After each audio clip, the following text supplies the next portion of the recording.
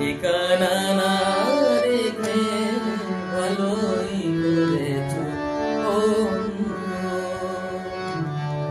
নয়া সাজার কোনো কারণ সাজাতে হবে না তোমার বানানো কাহিনী শোনাতে হবে না কথা দিয়ে ঠিকানা না রেখে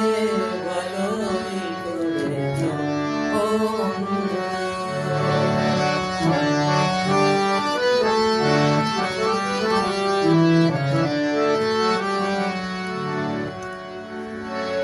হঠাৎ খেয়ালি দিনে কাছে এসে পথ